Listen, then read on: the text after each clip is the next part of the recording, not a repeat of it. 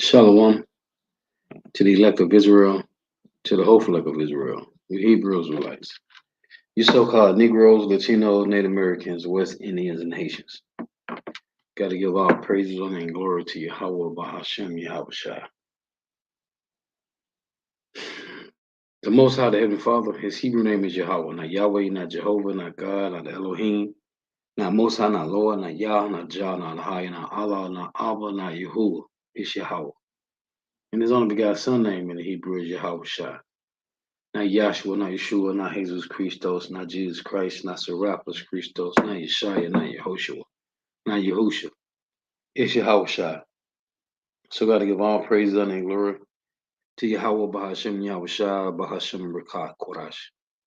The bonus to the apostles and the bishop and elders, a great millstone who rule well, who teach well, who are the apostles and elders of all of Israel, whether accepted or not. In a sincere salutation to all the Akim, pushing this truth and believing this truth of the four winds of the earth, the entire world, shedding light to the hopeful elect. Shalom to the Awad who are listening learning. If you sisters who are listening learning. And myself from GMS Orlando Camp. Coming up to another lesson in true faith, faith and edification, and another day of edification, Lord, wisdom be able to find. So I titled this lesson, All Mortal Made Kingdoms Fall Through Process of Time, which the Heavenly Father Yahweh has given all these heathens a turn in rulership, some form of dominance, because he's a just power. That there is no nation that can't say that the Most High, the Heavenly Father, Yahweh, is not just. And though he only loved the 12 tribes of Israel, right? Jacob is his lot, is his portion. But the Lord is a just balance. He have given every nation dominance, some form of power, dominance in the earth. So again, all mortal made kingdoms fall through process of time. So I saw this video last week, and I said I'm gonna have to do a lesson on this, Lord willing, because this Edomite, and his name is Nolan Mathis, and he titled this is what always happens before a superpower falls. You got another video here. I ain't watched this. I gotta watch this and say this is what happens. This is what always happens before a financial crisis. So I want to play some of this and get some precepts. Lord willing, let's be able to find. Let me turn this volume down here. Because we are watching the infrastructure of Babylon the Great collapse. The infrastructure of all these kingdoms, man. We are watching the infrastructure of the elites collapse. Because this is who's in power. It's the elites. So we are watching their kingdom. And the Lord is destroying their kingdom from the inside out. I love to mention the point about when the Lord destroyed Antiochus Epiphanes. He destroyed him from the inside out. Slow death, flesh falling off him. Worms was coming out of him. The Lord did the same thing with Herod. This is a slow and painful death, man. And it tell you in Isaiah 14, verse 11, I think it is, that the worms spread under thee, the worms cover thee. That's corrosion, corruption. That's deteriorating. So Lord wants to be able to find.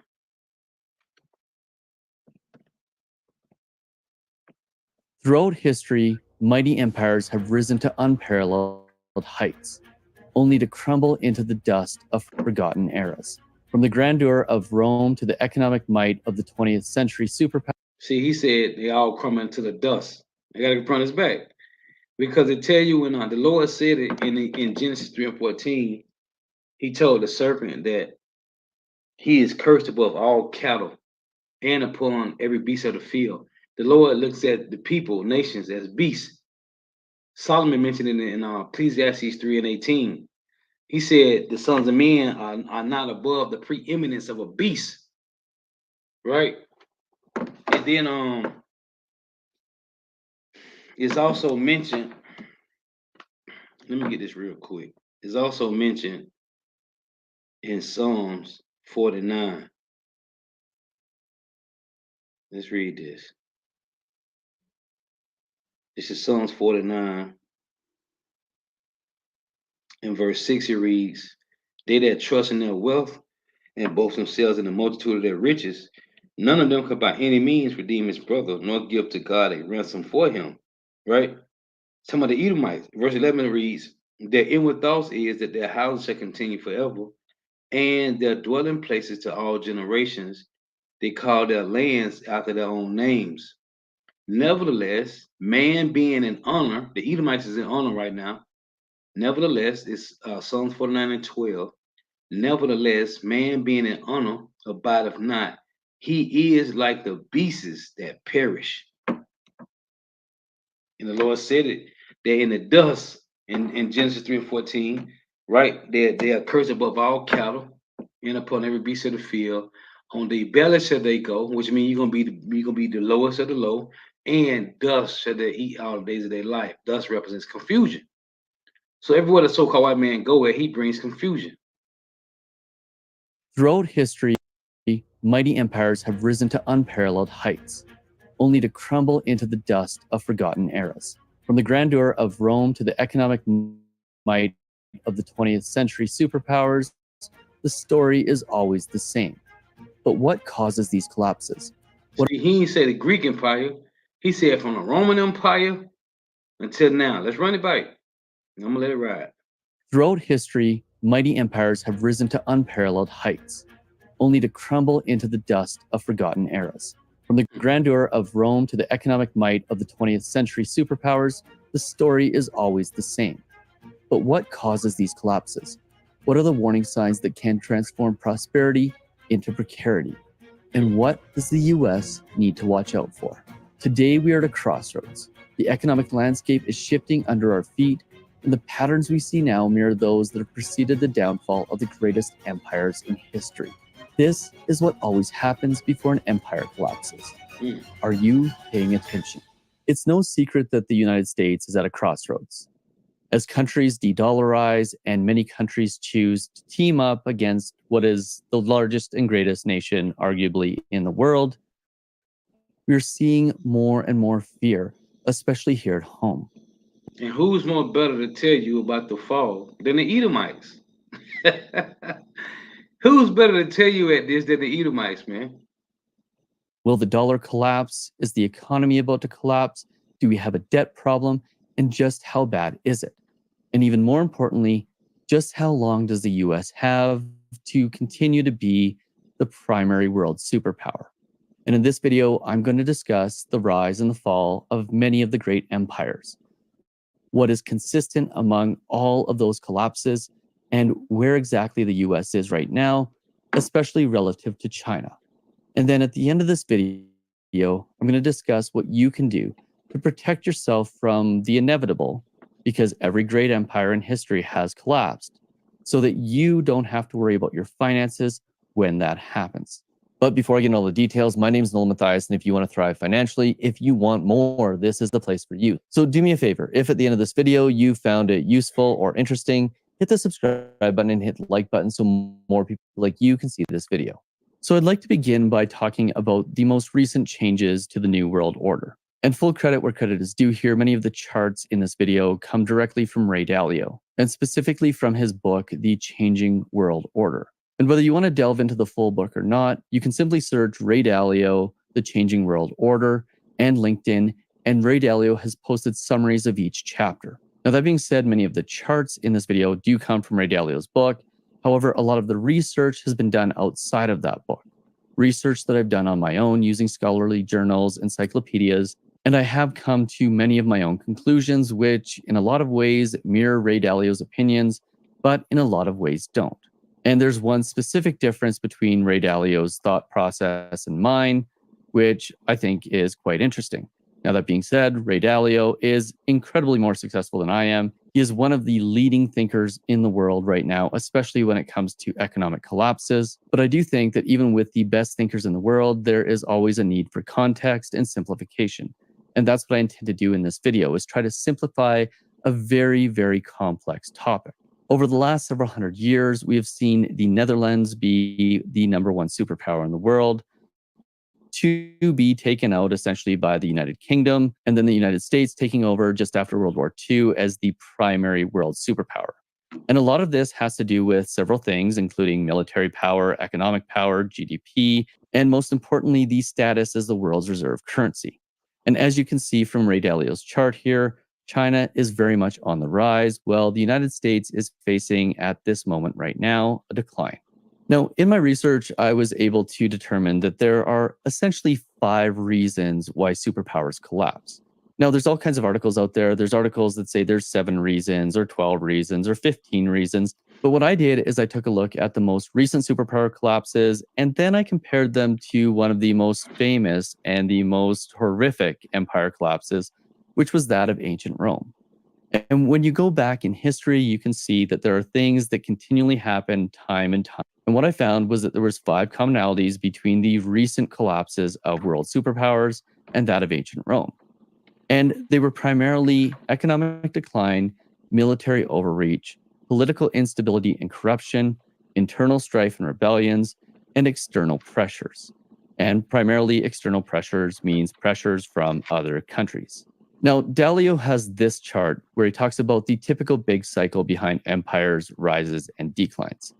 And as you can see, there's always a new world order, and then there's peace, prosperity, and productive debt growth, and then eventually a debt bubble and a big wealth gap. Is this starting to sound familiar? And then eventually there's a debt bust and an economic downturn. This would be the equivalent of what happened in 2008 and the financial crisis. And after that, countries tend to begin printing money and credit, which leads to eventually revolutions and wars as their power financially starts to decrease. And after that, you start to see debt and political restructuring. And once we hit that point, which is typically after a war, by the way, you start to see a new world order emerge. Now, that doesn't mean that the previous superpower completely collapses, because as you are well aware, the United Kingdom still exists, as does the Netherlands. But what it does mean is that a new power rises to dominance. And that's the revival of the Roman Empire. See, we always talk about all the time how these Edomites can go into details and things that's happening and what's going on, but not the why. Well, it's because the Lord said that the wound, the fatal wound shall be healed. And this is why he's doing this video, not knowing through the Spirit. He's going to see, he go and do his research, because these Edomites they all know. It's a spiritual thing, man. It's the same things. Let me read this. It's the same things over and over and over. It's the same. There is nothing new. Ecclesiastes 1 in verse 9. The thing that have been is that which shall be, and that which is done is that which shall be done, and there is no new thing under the sun. Is there anything whereof it may be said, see, this is new? It have been already of old time, which was before us. Ecclesiastes 3 and 14. I know that whatsoever God doeth, it shall be forever. Nothing can be put to it, nor anything taken from it. And God doeth it that men should fear before him. See, this is the Lord putting fear in the hopeful elect, because we're like, man, the Lord did this shit before. He did it before. Him before. Him before. The ancient Babylonian Empire with Nimrod. Then the Assyrian Empire, right? The Assyrian Empire took over the Babylonian Empire, right? Then you had the modern day Babylonian Empire, or Salakia, the Neo-Babylonian Empire. Let me say it like that, because America is the modern day. So the Neo-Babylonian Empire, right? Because Nebuchadnezzar's father was an Assyrian. And it was the Assyrians that took down the ancient Babylonian Empire. Right? Then you had the Medes and the Persians and the Greeks. These have all, let's read this again. This is nothing new, man. And it's a spirit in these Edomites. And he didn't even mention the Greek Empire. He said the Romans. I know that Ecclesiastes 3 and 14, I know that whatsoever God doeth, it shall be forever. Nothing can be put to it, nor anything taken from it, and God doeth it, that men shall fear before him. That which hath been is now, and that which is to be have already been, and God requireth that which is past. See? But the Lord doing it, he said that men shall fear before him. And the only one that gonna fear the Lord, because it tell you in Deuteronomy, I gotta get this. In Deuteronomy 25, the Edomites don't fear the Lord. It's in Deuteronomy 25 and 17, it reads, remember what Amalek did unto thee by the way, when ye were come forth out of Egypt, how he met thee by the way and smote the hindermost of thee, even all that were feeble behind thee, which was women and children, when thou was faint and weary, and he feareth, and he feared not God. So the Edomites don't fear the Lord. So when the Lord said in Ecclesiastes 3, he do this. See, we don't remember, we can't remember the former things, the old things. But omnipotent, omnipotent, the Ancient of Days does. So he give us these, he created the worldwide unicorn, the worldwide internet, the web. So these Edomites can put these things up and we can look at them like, damn, that's the scripture. So we reading this, not having remembrance of former things, of old things, but reading the scriptures, and the Edomites got videos on it. And we can filter these videos through the scripture and be like, damn, this is how we remember it. Because the Lord said, Romans 15 and 4, the things that was written afore time ago for our learning. So though the Lord took the remembrance from us, we got it written down in scripture. You read the scripture, you watch these different videos and see like, damn, the Lord cold, man. The Lord is cold. Ecclesiastes 3 and 14, I know that whatsoever God doeth, it shall be forever. He just took it from us. He took the remembrance from us. But he's showing us through these videos, articles, and we filtering through the scriptures. I know that whatsoever God doeth, it shall be forever. Nothing can be put to it, nor anything taken from it. And God doeth it, that men should fear before him. That which have been is now, and that which is to be have already been, and God requireth that which is past. See, man, this is beautiful, man. Reach. But that only could last so long. And eventually, as the Roman Empire started to show its weaknesses, there were invasions by barbarian tribes, and essentially that led to a reduction in resources that pretty much stifled the Roman Empire to a place where it could no longer succeed. And that was the Western Roman Empire going down by the Eastern Roman Empire. And look, he's going to the point of Roman Empire military overreach and defeats. Because y'all, when you read the history about Hannibal, and it's cold because I showed the brothers, I saw one day, about a month or two ago, that they got a movie. I don't know if it's gonna come out, but they got a movie coming out with this guy, Denzel Washington, playing Hannibal, man. Hannibal, the Jake, the Negro Hannibal. Yeah. Who messed them Romans up on the first run, but on the second run, they overtook him because his soldiers couldn't make it through the cold, man. But they overtook the Romans on the first run. When you read the story about Hannibal and those Punic Wars. But he's telling you right now, this is doing to the Byzantine Empire. Let me read this. Is you see, he says the Roman Empire military overreach. The overreach going into they stretched forth too thin, man. And right now, so you got NATO from yesterday, the video, right? Showing you how Poland, they said they ain't gonna take the fall no more. Because Poland failed. Poland got destroyed in World War I and World War II, right? By the Soviet Union and Germany. They said they ain't gonna fall no more. Well, all these armies is all linked together with EU and NATO and America, Babylon the Great. They spread it too thin. This is Habakkuk 1 and 6.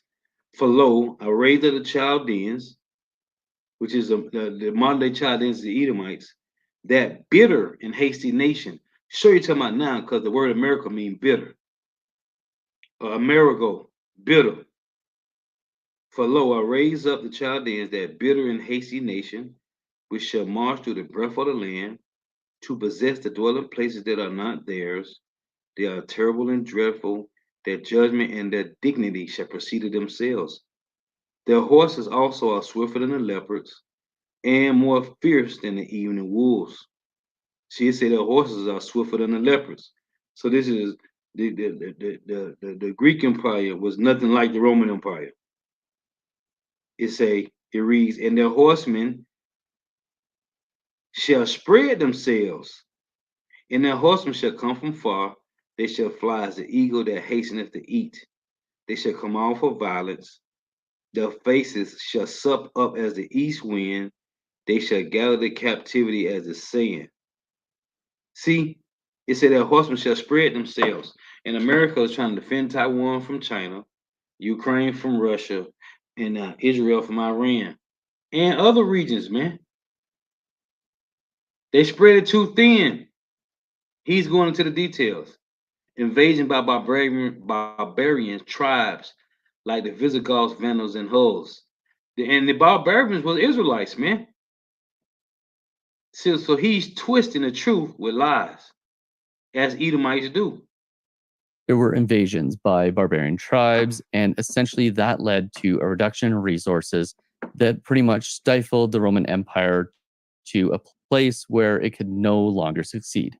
Now, with those invasions came frequent changes in leadership and civil wars. There was infighting. And as more and more leaders tried to take the helm, that led to corruption, and that eroded the trust in the leadership. And these Edomites have never mentioned the Byzantine Empire. They'll never mention Hannibal. And they got this movie. It's supposed to come out with Denzel playing Hannibal. I put it in the chat a month or two ago, man. It's on YouTube. You type it in, Denzel Washington playing Hannibal, and the trailer will come up, man. So then they put him in this movie, Gladiator, but then they got a movie talking about him playing Hannibal. Is this starting to sound familiar? And this all eventually led to the splitting of the empire into eastern and western halves, with the west falling in 476 AD. See? So essentially, you had a once great empire that was split. So see, the Edomites will tell you some truth. We ain't gonna tell you who the West fell to. Let's back up. I can't believe he said it. Hold on. To eastern and western halves, with the west falling in 476 AD. So essentially, you had a once great empire that was split in two. Now, this was very much physically, but if you look at what's happening, the Empire failed by the Eastern Roman Empire, which was Jake, man. It was Jake that came in and took over. And in 96 AD, it was Nerva, man. It was Nerva. And after Nerva, it was number Jakes that came in. So the Edomites will tell you some truth, man. But they lie at the same time. The United States right now, where the country is very much being split from an ideological perspective, it starts to become apparent that there are certain lessons we can learn from the Roman Empire. But here's the major one. Social and economic inequality led to internal conflicts. The rich got richer, the poor got poorer, and that led essentially to civil unrest. And it was the rebellions and That's the second Ezra 15 and 16, man. Sedition among men. Zechariah 14. Neighbor against neighbor. Was that 14 and 13? These things, there's nothing new, man. And it's beautiful. You're getting it from an Edomite. Because Jake don't like listen to Jakes. They don't like listen to the men of the Lord. So here's an Edomite telling you. Power struggles among the different factions that ultimately led to a place where the empire just could no longer continue. So as you can see, there's some clear parallels between the current day United States and the Roman Empire. And this is important. You need to be paying attention to this because it is clear that if things get worse, and by the way, all of this stuff can absolutely turn itself around. But if things get worse, well, we could find ourselves in a situation where China really does become the new world superpower. He said it could turn itself around. No, not according to Yahweh Shema Bashah. Ain't no turning nothing around. Let's prove it. Jeremiah 51. See these Edomites. They looking for some hope, man. Ain't no hope coming to this bitch, man. This place is stupid. Jeremiah 51 and 9. Jeremiah 51 and 8. Babylon is suddenly fallen and destroyed. Howl for her, take balm for her pain. If so be she may be healed. We would have healed Babylon, but she is not healed. Forsake her, and let us go everyone into his own country, for her judgment reacheth unto heaven, and is lifted up even to the skies. Ain't no healing this place. There is none you can do to heal Babylon. And let's say take balm for her pain. That balm, as the apostles and elder bishop mentioned, that's them quantitative easing, which is constantly creating, printing money, man. This place is through. And niggas say they could bounce back. Ain't no could. But they going against the Lord. They don't understand the mind of Yahweh Shema Shah. But we do. Look, reason superpower collapse. Here we go. So returning to our reasons why superpowers collapse, Ray Dalio has a great chart here that shows the relative standing of great empires. And this goes back to the early 1500s. And if you never watched Ray Dalio, check him out, man. Here you go right here. Look, see the spirit on the screen. Right here. The collapse has begun. Ray Dalio. I watch this, man. Because see, when I tell you in Ecclesiastes 12, the keepers of the house shall tremble. He's a keeper. He one of them. Just like I ain't gonna say Jeremy Bay, because that nigga don't got nothing. This nigga Peter Schiff. Peter Schiff on Real Gold and Silver, right? Richard Wolf, Chris Hedges, but really Peter Schiff. And this nigga Ray Dalio. Oh, what's the other nigga name? Jim Rickers, the other Edomite, Jim Rickers. See, these would be the keepers of the house. These is those the elites is using. Listen, man, they telling you. But then you got Edomites like this. They tapped in too, man, because his kingdom is falling. Essentially, what you can see is that there's always, as one superpower, like the Netherlands, the yellow line, is declining, there's always another one on the rise. And as the United Kingdom started to decline, the United States was on the rise. And now it seems as the United States is declining, China is on the rise, which makes it somewhat likely that they could be the next world superpower. Except there's one major thing, which I'll get to a little bit later on, which could potentially prevent them from taking the United States out completely as the primary world superpower. But before we get to that, I want to point out that there are certain things that happen early in it's an empire. It's going to be Yahweh Shema Shah that's going to take Babylon the Great. Now, when you go to make this point, because he was trying to make that point, it says in Daniel's 2. This is Daniel's 2.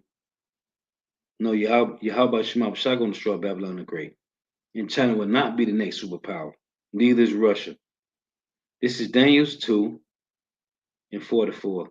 So when you read through this, when you start at verse 31, it reads, Thou, O king, sawest, and behold, a great image. This great image, whose brightness was excellent, stood before thee, and the form thereof was terrible. This image head was of fine gold, his breast and his arms of silver, his belly and his thigh of brass, his legs of iron, his feet part of iron and part of clay. Thou sawest till the stone was cut out without hands, which smote the image upon the feet that were of iron and clay, and brake them in pieces. Then was the iron, the clay, the brass, the silver, and the gold broken in pieces together, and became like the chaff of the summer threshing floor. And the wind carried them away, that no place was found for them. And the stone that smote the image became a great mountain and filled the whole earth. This is the dream, and we will tell the interpretation thereof before the king. So here it is. This is Daniel giving this message to Nebuchadnezzar, right? So it say verse 44. And in the days of these kings shall the God of heaven set up a kingdom which shall never be destroyed, and the kingdom shall not be left to other people. But it shall break in pieces and consume all these kingdoms, and it shall stand forever. For as much as thou sawest the stone, sawest that the stone was cut out of the mountain with thy hands, and that it break in pieces the iron, the brass, the clay, the silver, and the gold.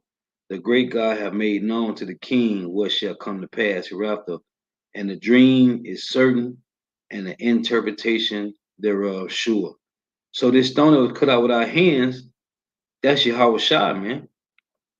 So it's Yahweh Shema Shai gonna destroy Babylon the Great. That's the point I want to make, man. And they can talk about China. It ain't gonna be China or Russia, man. It's gonna be Yahweh Shema Shai, man. The Lord gonna use. He's using the Russians to bring judgment on this place. But Yahweh Shai gonna crack the clouds and come, man. Empire's rise, and certain things that happen early in an empire's decline.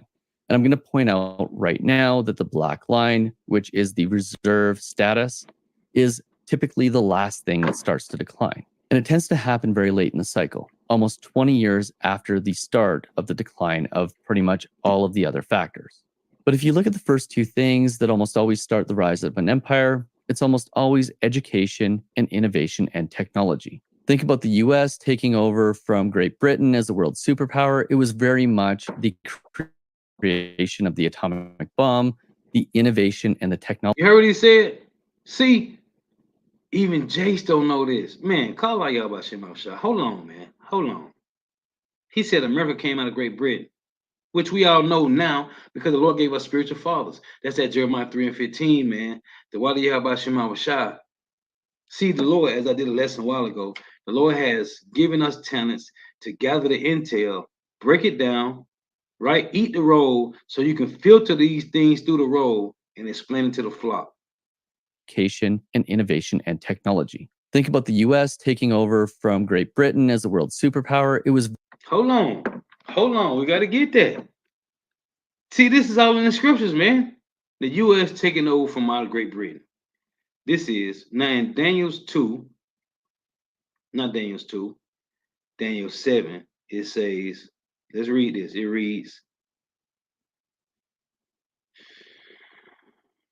verse 24. And the 10 horns out of this kingdom are 10 kings that shall arise, and another shall rise after them, and he shall be diverse from the first. And he shall subdue 3 kings. Right? These 3 kings was French, Spanish, and the British, right? So when you read it, say the little horn that came up, right, and plucked up these 3 little horns. So right here, say verse 20, it reads, and of the 10 horns that were in his head, and of the other which came up, and before whom 3 fell, even of that horn that had eyes and a mouth that spake very great things, whose look was more stout than his fellows. So you had the 3 horns that came, the 3 horns that was plucked up by this one little horn, right? That precept is in Revelation 17 and 10. It reads, and there are 7 kings, 5 are fallen, and one is, and the other is not yet come. And when he cometh, he must continue a short space. And the beast that was and is not, even he is the 8th, and is of the 7th, and goeth into perdition. So it said, and there are 7 kings, 5 are fallen, when one is, and the other is not yet come. That was Great Britain. And when he cometh, he must continue a short space, which they did. and the beast that was and is not, even he is the eighth and is of the seventh and go up to perdition. So that was America coming out of Great Britain. Then you got this one in Jeremiah 50. Man, shot, man. Jeremiah 50 and 12. Your mother shall be sore confounded. This is what the Brexit was about. The Brexit is Britain exiting. Your mother shall be sore confounded. She that bare you shall be ashamed. Behold, the hindermost of the nation shall be a wilderness. That's about America, a dry land and a desert. So your mother shall be so confounded with this Great Britain. See, so they tell you certain things, man.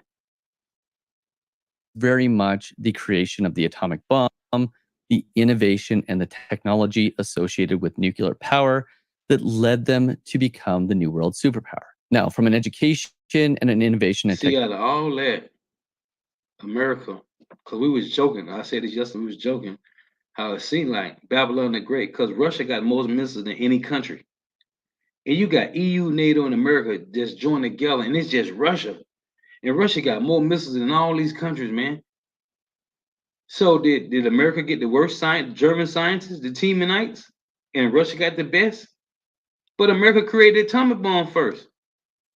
The Lord is cold, man. This is all the work of Yahweh Shema Shah. technology perspective, it's quite clear that China is also on the rise. But the question is there a decline in the US's education and innovation and technology? And if you look at the world of what's happening with AI right now, it's hard to argue that the US's impact on innovation and technology isn't still on the rise. And on the same note, if you take a look at things like the military, trade, economic output, these things all seem to be also continually on the rise in the United States. It doesn't seem like we've hit that inflection point where we are quite on the decline yet. Now, is there some question about whether the status as a reserve currency is on the line? Yes, there are many countries that would like to see the US dollar abandoned. And is there an argument to be made that we are no longer the primary financial center? Well, we're still the financial center of the world. However, there are countries that are trying to knock the US off of that perch. But even though Ray Dalio suggests that we are beginning the decline, and it's clear that we've probably hit a peak, my guess is that we are somewhere near the peak of the US empire.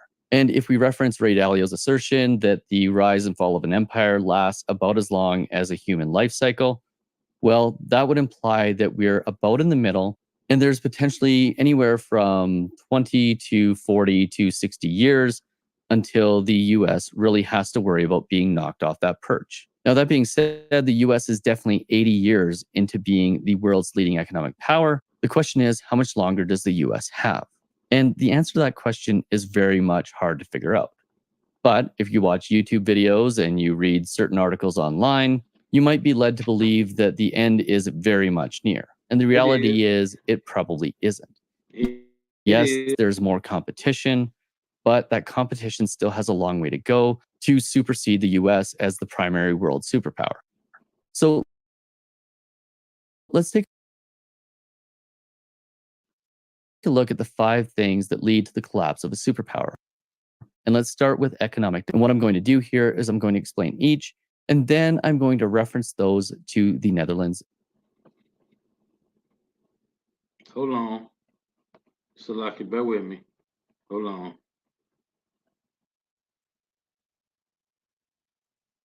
Hold on. Bear with me.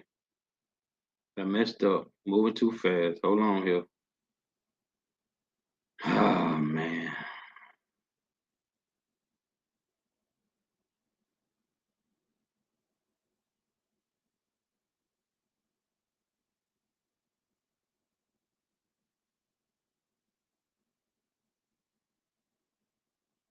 Hold on. Hold on.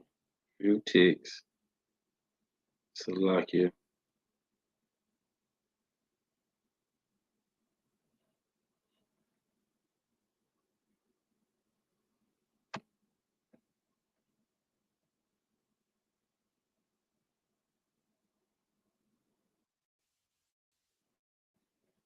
Hold on here. Salakia, man. I'm moving too fast over here.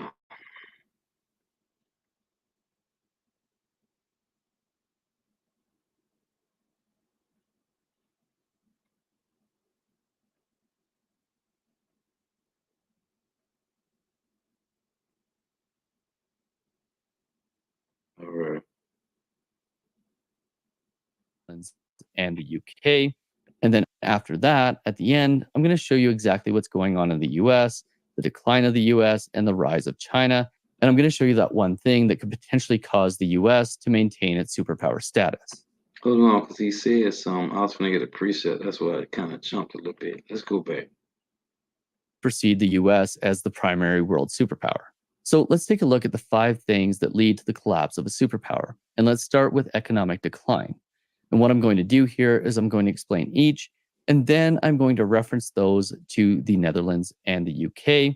And then after that's what that, I was going at to the get. Matthew, right? Let me let him play it. end, I'm going to show you exactly what's going on in the US, the decline of the US, and the rise of China. And I'm going to show you that one thing that could potentially cause the US to maintain its superpower status. Economic declines in superpowers and empire collapses almost always comes down to 3 things: excessive debt and financial mismanagement, loss of competitive advantage and economic stagnation, and rising inequality and social unrest, which is, by the way, about where we are right now. There is, in fact, rising inequality and social unrest in the United States. And when you look at the United Kingdom as an example of this, there were significant things that led to economic decline, things like costly wars such as the World Wars that drained financial resources. There was the loss of colonies that reduced the economic power and the influence of the United Kingdom. And there was industrial decline in the mid-20th century as other nations industrialized, including the United States. Then if you take a look at the Netherlands prior to that, there was the over-reliance on trade and naval dominance, the economic competition from emerging powers like England and France, and the high cost of maintaining a vast trading empire. So in other words, when you have a whole bunch of countries that you're trying to control and trade with, it becomes very, very expensive to defend those relationships, both through diplomacy and through military. And that leads us to the second thing that typically causes empire collapse, and that's military overreach. Prolonging costly wars that drain resources and the overextension of military commitments. Starting to sound familiar? I hope you're paying attention here. So let's take a look at that from the perspective of the United Kingdom. There was obviously the involvement in 2 world wars that weakened the military and the economic strength, and as previously mentioned, the withdrawal from colonies and loss of geopolitical influence.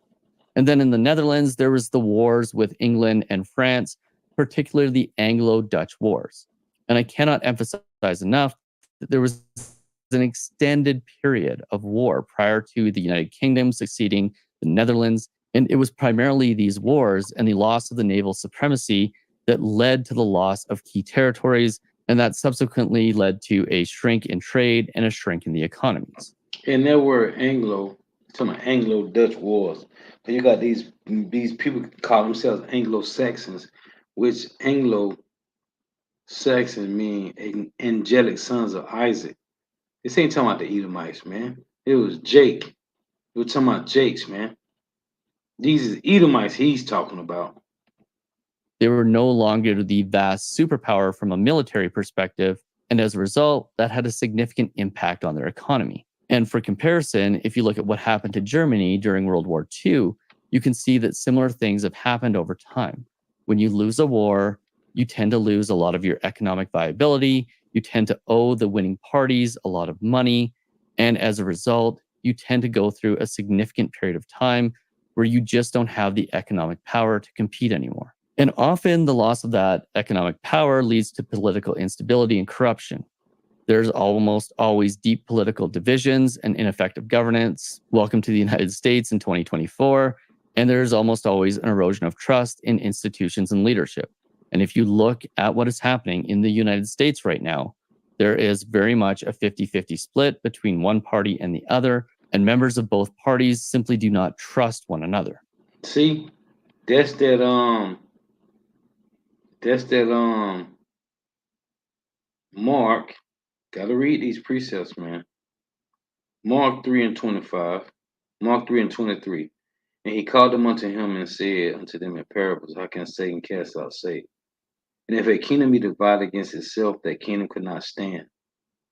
And if a house be divided against itself, that house cannot stand. And if Satan rise up against himself and be divided, he cannot stand but have an end. See, that's what he just said. They divided, man. Luke 11:17. But he, knowing their thoughts, said unto them, every kingdom divided against itself is brought to desolation, and a house divided against a house falleth. See? But then this is the same two horns on the this is just the plebeians and the patricians, the Democrats and Republicans. They're still on the same beast, man. Two wings on the same bird. This is where things start to get scary. And if you look at the United Kingdom, there was the post-war political instability and frequent changes in government as governments were unable to rebuild what they had lost during World War II. And there was challenges in managing a large empire and addressing domestic issues. If you have issues at home in the United Kingdom, it becomes almost impossible to affect places like Canada and Australia and all of these pieces of the empire that are spread out throughout the world. And similar sorts of things in the Netherlands. The collapse of the economy led to internal political divisions and conflicts as the poor got poorer and the rich got richer. That led to a divisiveness, and that led to challenges, once again, in maintaining control over a diverse and widespread empire. Now, for context here, the United States has never really had an empire in the same way that the United Kingdom and the Netherlands had. However, if you look at it from an economic standpoint, they very much do have an empire based on all of the countries around the world that rely on them both for their military might and their economics. Mm-hmm. So while the US empire isn't so much an empire that is built on the amount of land that they have control of. 1 through 3, Isaiah 31, 1 through 3, in Isaiah 13, verse 15, that 2/3 of our people trust in this government, this system. Government means mind control. See? Because of the military power. Ultimately, because it's the so-called white man. And then, as the head brother always say, nobody want to hang out with a so-called white man because they're the Edomites. It's because they control all the resources, man. And when you control all the resources, there is no trillions and billions or zillions you can put on them because they control all the resources. So this is where everybody flocking to the so-called white man. Even our people, even our women and our men, 2/3 niggas, because he control the resources, man. So when you control resources, there ain't no, only thing you can say is, this is the rich and this is the filthy rich. Just like Abraham, man. Abraham, Isaac, and Jacob. When you read it, tell you that Abraham and Lot had so much between them, the two, they had to split and part ways, man. Because of the cattle, the land, the gold, the silver. Controlling resources, man. The Edomites control all the resources. So ain't no number on, you can't put no trillion and zillion on when you control resources. Love, it is very much an empire built on the amount of influence that they have. And that influence is starting to wane, as we know from the Saudi Arabia abandoning of the petrodollar, which, by the way, was fake news. But there's very much a desire of Saudi Arabia to look at joining the BRICS nations, which means that the U.S. is potentially losing a lot of that influence. See, that's in the scriptures. Isaiah 13, it tell you that the raven shall neither pinch tent there. It's all prophecy, man. These Edomites can go into this, but they don't know why. Because it's all prophecy, man. Of course, once you have political instability, you start to have internal strife and rebellions. It could be argued that January 6th was indeed an internal rebellion, and that's largely due to social and economic inequality, which leads to the internal conflicts. And then that rush on the Capitol building, that happened in Rome, man. The thing that happened on January 6th, that happened in Rome, man. See, again, going back to ain't nothing new under the sun. There's, of course, the power struggles and the factionalism within the state. This is the power struggle that the Democrats and the Republicans are facing right now. So when we put that in the context of the United Kingdom, you had the decolonization movements and independence struggles in colonies. You had the social and economic challenges within the UK, such as the miners' strikes in the 1980s, which led to significant economic pain. And then in the Netherlands, you had economic and social challenges that led to internal conflicts because wars, loss of superpower status, all of that stuff. And you had the resistance and the rebellions in the colonies. Because when you're a colony of a great empire and you start to see that they are weak, you start to see an opportunity to rid yourself of their control, which is pretty much what the US did with the United Kingdom in the 1700s. And then all of this leads, when the weakness is clear, to external pressures and invasions. You get competition from rising powers like the US is facing from China right now. And you also potentially get external invasion pressures. Now, in today's day and age, due to mutual deterrence from nuclear weapons, the external invasions and pressures potential isn't quite as high as it was in the past. But it is still, in fact, something that we need to watch out for, because there are other types of external pressures. Think about it from the Russian perspective right now, where the US cut off their ability to trade in US dollars, which was essentially economic warfare as opposed to military warfare. And when we put this into the context of the United Kingdom, the rise of the United States and the Soviet Union as superpowers obviously led to significant external pressures. Now, this rise of the Soviet Union was largely due to their vast military might, not so much their economic might, but it was a significant external pressure. And in addition to that, there was also competition from emerging economies as countries like China started to industrialize and started to take a significant portion of the trade that once was originated in the United Kingdom. And then with respect to the Netherlands, there was obviously the competition from other European powers, particularly the UK and France. When the UK and the Netherlands got into their war, France took the opportunity to kind of backdoor and pull up a lot of the Netherlands trading relationships. And there was, of course, the loss of colonies to rival powers. And these are all Edomites. This is all Edomites fighting, man. Because if the UK and the Netherlands are at war, if you're another country, why wouldn't you go and try to steal a bunch of their colonies while the other two powers are fighting?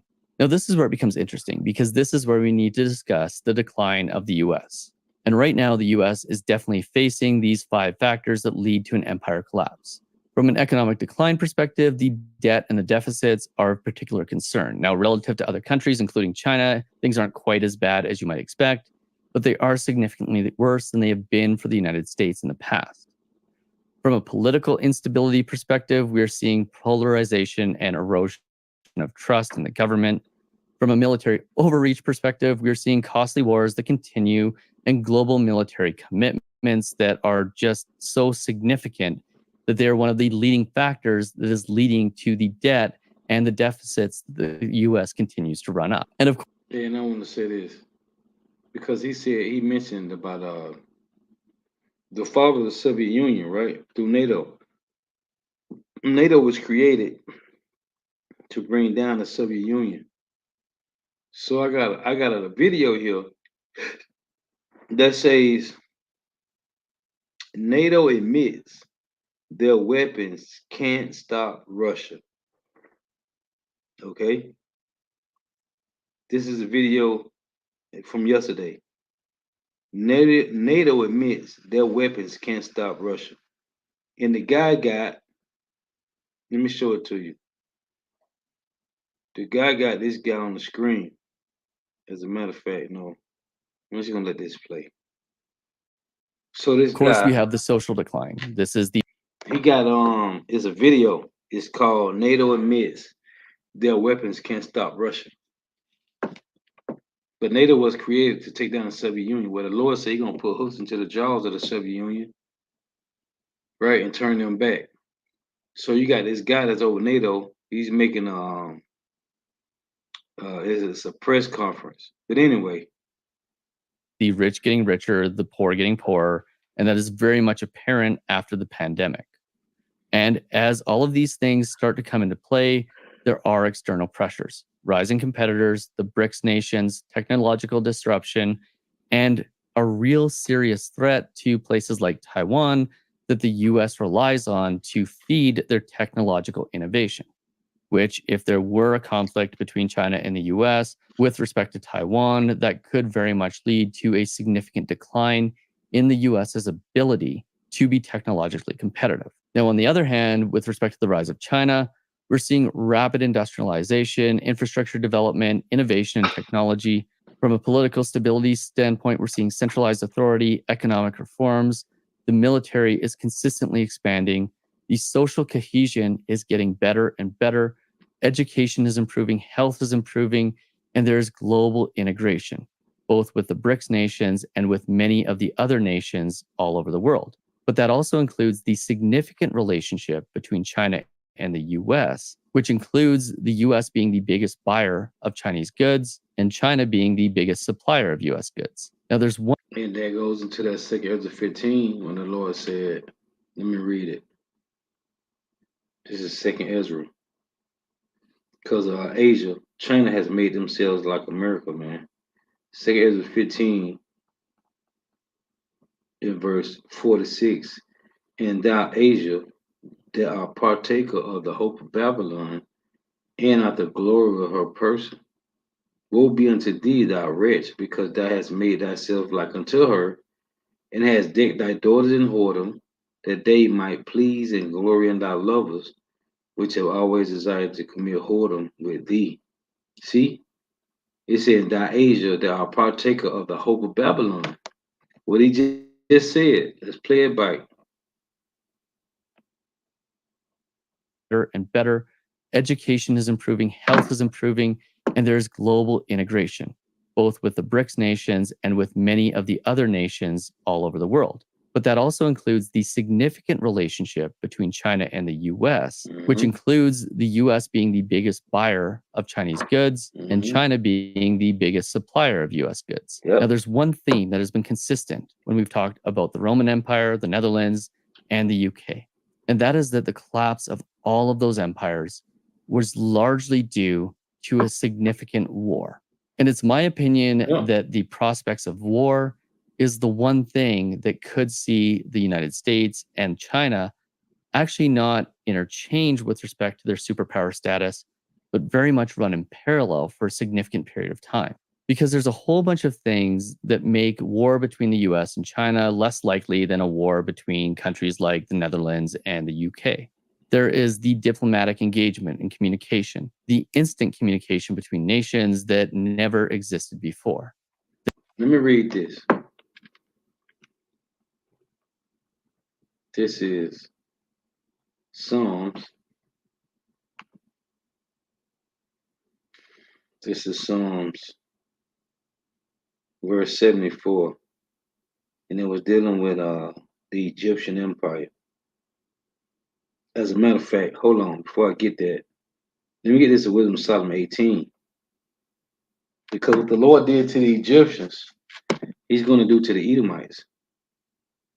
Because I read there's nothing new under the sun, and that which has passed is required now. Wisdom of Solomon 18 and 11. The master and the servant were punished after one manner. And like as the king, so suffered the common person. Okay? So they all together had innumerable dead with one kind of death. Neither were the living sufficient to bury them. This was going to, the Lord said in Jeremiah 25 and 33, it's going to be dead body from one end of the earth even to the other, man. Nobody's going to bury them. See, this is the same thing happened again. Again, Wisdom of Solomon 18 and 11. The master and the servant were punished after one manner. As like as the king, and like as the king, so suffered the common person. So they all together had innumerable dead with one kind of death. Neither were the living sufficient to bury them, for in one moment the noblest offspring of them was destroyed. For whereas they would not believe anything by reason of the enchantments upon the destruction of the firstborn, to my Egypt, they acknowledged this people to be the sons of God. When the Lord was destroying them Egyptians, they like, yeah, man, these them, man, hey, man. But it was too late at that point. And this is what's going to happen to the Edomites. It's going to be just like it say, the enemy shall be held them. Right? They said, man, we have had them. We have, was that Wisdom Solomon 5? Man, we have wearied ourselves in the way of wickedness. We have had them in the region all this time. Man, so let's get this. And the niggas gonna realize, man, we was them. Rather the honorable multitude or 2/3, they gonna acknowledge, hey, yeah, that was them, man. Psalm 74 and 13. It reads, Thou didst divide the sea by thy strength, the Red Sea, but it was the Gulf of Suez we went through. Thou didst divide the sea by thy strength. Thou breakest the heads of the dragons in the waters. These heads of dragons, talking about the Egyptians. Thou breakest the heads of Leviathan in pieces, and gavest him to be meat to the people inhabiting the wilderness. And that was the substance that we had coming out of Egypt. This same precept is in Isaiah 27. That was the Lord talking about the Egyptians. Thou breakest the heads of that dragon. That was the Egyptians. This is talking about the Edomites here. Same prophecies, man. That's what I tell you in Romans 9. The Lord has hardened the Edomites hard like he did Pharaoh, man. Isaiah 27:1. In that day, Yahweh, with his sword and great strong sword, shall punish Leviathan, the piercing serpent, even Leviathan, that crooked serpent. He shall slay the dragon that is in the sea. It's the same precept as Psalm 74, man. Psalm 74 was talking about the Egyptians. This in Isaiah 21 talking about the Edomites, man. And I love to bring this out. Exodus 12:12. For I will pass through the land of Egypt this night, and will smite all the firstborn in the land of Egypt. I read that in Wisdom of Solomon 18. It said, when the Lord was destroying them bastards, them doodle eating Hamites, they acknowledged that we were the sons of God. For I will pass through the land of Egypt this night, and will smite all the firstborn in the land of Egypt, both man and beast, and against all the gods of Egypt will I execute judgment. I am Yahweh. Here's the precept to this. He smitten all those gods of Egypt, which was idols. The burden of Egypt, Isaiah 19:1. Behold, Yahweh rideth upon a swift cloud, and shall come into Egypt, and the idol of Egypt shall be moved at his presence. This is what Exodus 12:12 said. And the heart of Egypt shall melt in the midst of it, man. Let me give you another one. Exodus chapter 2, verse 23. And it came to pass in what? The process of time that the king of Egypt died, and the children of Israel sighed by the reason of bondage. What are we doing now? Crying to the Lord about bondage. And they cried, and their cry came up unto God by the reason of bondage. And God heard their groaning, and God remembered his covenant with Abraham, with Isaac, and with Jacob. Where's Esau? Nowhere, over there. And God looked upon the children of Israel, and God had respect unto them. So it said the Lord heard our crying. Here's the same precept in Isaiah 19:19. See, there's nothing new, man. Isaiah 19:19. In that day should there be an altar to Yahweh in the midst of the land of Egypt, and a pillar at the border thereof to Yahweh. That pillar at the border is the men standing in great boldness in the highways and hedges. And it shall be for a sign and for a witness unto Yahweh of hosts in the land of Egypt. For they shall cry unto the Lord because of what? The oppressors. When it said in Exodus 2, they cried to the Lord by the reason of bondage. And for they shall cry unto Yahweh because of the oppressors, and he shall send them a savior. Who is them? The remnant of Israel. And a great one. And he, Yah, shall save Hawashai them. Same thing's happening now, man. This is Job.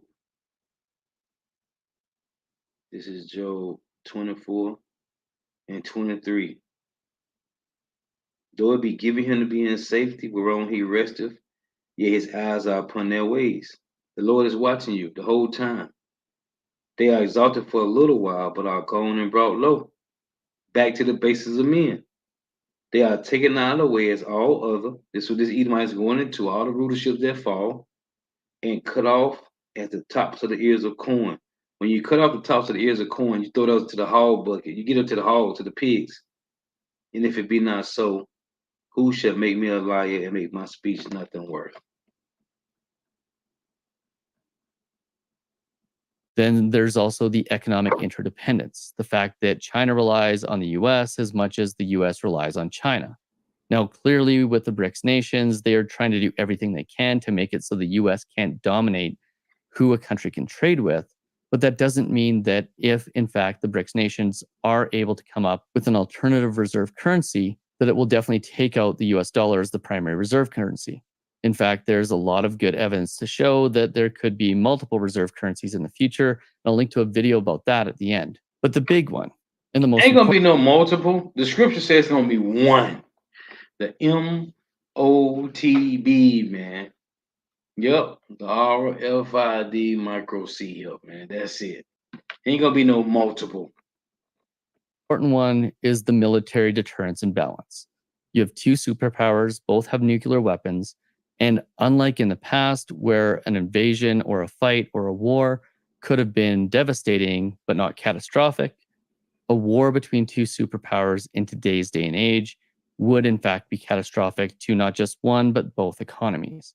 And we're not talking about a significant portion of a population being wiped out. We're in fact talking about the majority of a population being wiped out, which is why the US and China are likely not going to go to war anytime soon, which is important to understand because those 5 economic factors always included wars. And in this case, it's highly unlikely that there will be a war that will cause a new world order in the way in which it has in the past. So without that one thing that essentially leads to those empires collapsing and puts the nail in the coffin, my observation is that we might see 2 countries, the US and China, run in parallel for a significant amount of time as dual world powers as opposed to there only being one. And that would very much be in line with the global economic theories, which is essentially that the world has become so interconnected that we're very much acting as one giant unit as opposed to many individual ones like we have in the past. And particularly when I say one giant unit, what I mean is one giant economic unit. And the evidence of this, the fact that this is highly likely to be true, is the fact that during the pandemic and during the financial crisis, when we saw one economy struggle, we essentially saw all of the economies struggle. And that was largely due to the interconnectedness of all of the economies in the world. That's a transition, man. This is the trend. And then you can do to protect yourself. If you ain't leaning on Yahweh Shema Shah, there's nothing you can do to protect yourself. This is the transition of the one world power, man, the one currency. This is 2 Ezra 15 in verse 10. Behold, my people is led as a flock to the slaughter. I will not suffer them now to dwell in the land of Egypt, but I will bring them with a mighty hand and stretched out arm and smite Egypt with plagues as before, and will destroy all the land thereof.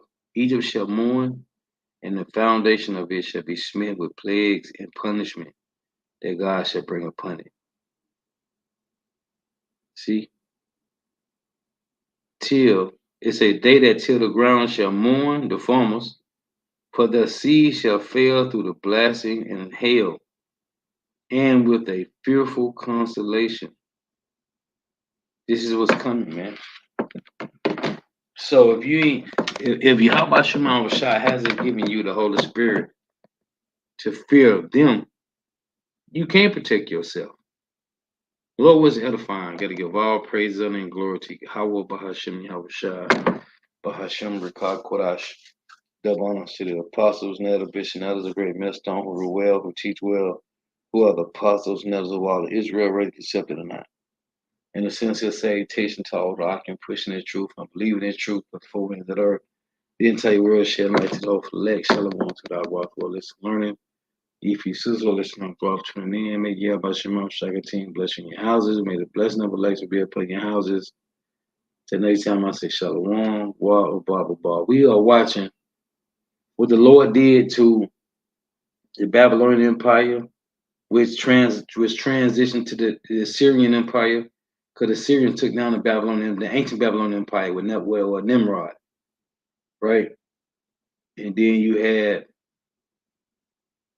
from the time that Jake went down, you had the Babylonians with Nebuchadnezzar, you had the Medes and the Persians, right? You had the Greeks, the Romans, and you got this last Edomite Empire. It's been the same transition, man. And who's been better for Edomite? He did all his research and he showed you all on the screen, gave it to you, broke it down to you that the Lord giving it to us in simpler form, man. So we watch videos like this and we filter it through the scriptures. It's the same things over and over, man. Oh, that's why I said in Isaiah 26 and 10, let favor be showed to the wicked. Yeah, will he not learn righteousness? Because the so-called white man said that with the Greek Empire was civilized. The so-called white man civilized, right? It was through the Greek Empire civilization came to humans. When these niggas had scurvy and all type of ailments, when they came over here to Gad and Reuben. So the Lord, man, is showing you, he showed favor to all the heathens. So none of these heathens will be able to say, Lord, you ain't let us rule. Everybody had a turn. Everybody had a turn before they get all they bastard ass go back to being servants, man. You are all returning to servants. So enjoy. Matter of fact, let me close with this. So enjoy your last term, your last great white hope. This is Lamentations 4. This is Lamentations 4. In verse 21, it reads, Rejoice and be glad, O daughter of Edom, that dwellest in the land of Uz. The cup also shall pass through unto thee. Thou shalt be drunken and shalt make thyself naked. The punishment of thine iniquity is accomplished, O daughter of Zion. He, who is he, the Edomites, will no more carry thee away into captivity. He will visit thine iniquity, O daughter of Edom. He will discover thy sins. Yep. So your end is drawing nigh, man. Hey, Shalom, Wah, man. Fucking Edomites, man. Sick of this shit. Tired, man. We are tired. The apostles, elder bishops, and elders, brothers is tired, man. Yeah, we praying to the Lord to destroy this place speedily. As a matter of fact, let me get this. I got Salakia. I got to get this. This is Zephaniah. Hey, because we ain't going to be down too long, man. And we ain't been on the bottom that long, man. It just seemed like because we're in this flesh. This is Zephaniah 3 and 17. Yahweh thy power in the midst of thee is mighty. He will save. And though we got to go through Jacob's trouble, we got to go through hell and high water. We got to go through hell to get to heaven, man. But it's all good. It say, the Lord thy power in the midst of thee is mighty. He will save. He will rejoice over thee with joy. He will rest in his love. Who is the Lord love? The Israelites, you so-called Negro, Latino, Native Americans, West Indians, and Haitians. It tell you that in Jeremiah 31 and 1, the Lord said he loved us forever, man. He said all the families of Israel he loved. It reads, he will rest in his love. He will joy over thee with singing. I will gather them that are sorrowful, which is only the remnant, for the solemn assembly, who are of thee, to whom the reproach of it was a burden. Behold, at that time will I undo all that afflict thee, and I will save her that halted, and gather her that was driven out, and I will get them praise and fame. You looking for real fame? Wait on Yahweh Shemawashah. And I will get them praise and fame in every land where they have been put to shame. At that time will I bring you again, even in the time that I gather you, for I will make you a name and a praise among all people of the earth, when I turn back your captivity before your eyes, saith Yahweh, Bahashem Yahushua. Shalom. Stay prayed up. May the blessing of Alexis be upon your houses. May Yahweh Shema Shaka team bless you in your house.